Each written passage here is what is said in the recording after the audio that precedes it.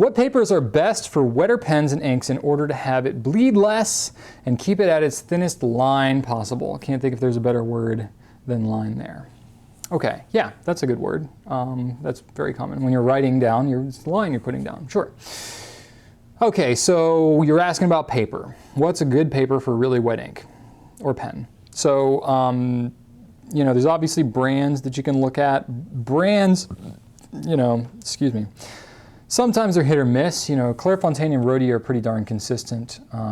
Some other brands, it really depends. You know, paper is a natural product. It's either going to be made from wood pulp or cotton or some other kind of, you know, recycled something or other.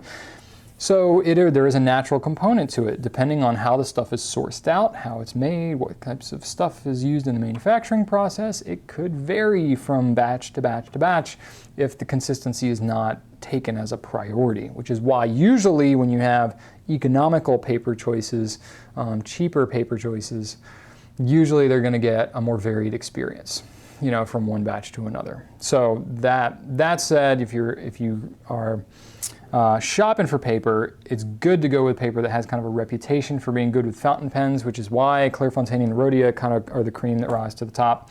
And I discovered that early on, before I even knew what fountain pens were. I'd already heard that Clairefontaine and Rhodia were pretty much tops, and they've been that way ever since. They were that way long before I came along. Of course, it's a little subjective. It's not the best for everybody, and I'm always biased because I sell the stuff, but I sell other stuff too, and I still think Clairefontaine and Rhodia is the best for me anyway.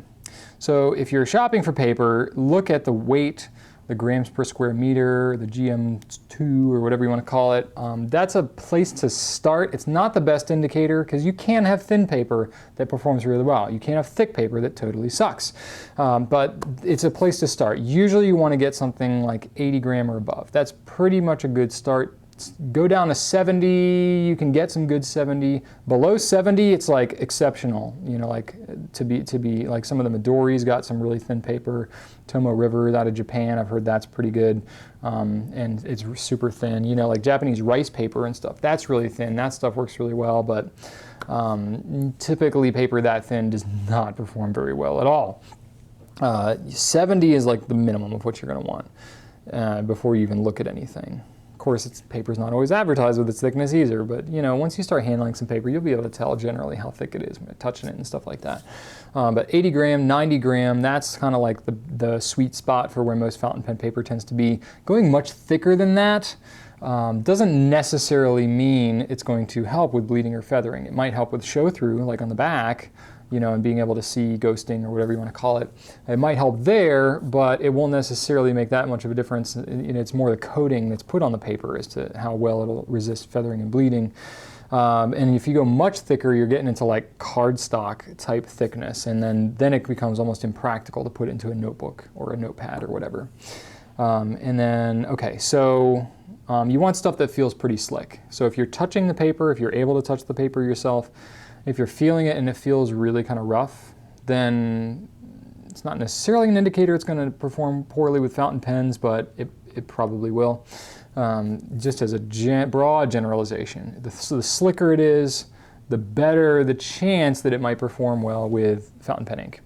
And then lastly, you know, try to stick with stuff that is made in locations where fountain pens are more prevalent in society. So, you know, France and the UK, Japan, you know, different parts of Asia may or may not be, you know, that is really kind of broad as well. But, you know, I find that most of the best paper comes from those more fountain pen type cultures, just because they appreciate paper quality more so than, like, especially here in the US.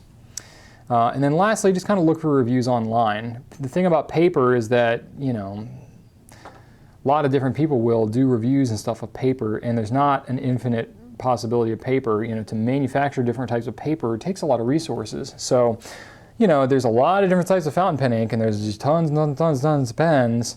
But when you're looking for paper, yeah, there's a lot of paper out there, but generally you'll see that as far as like really good paper, it's not as broad a spectrum as you might suspect.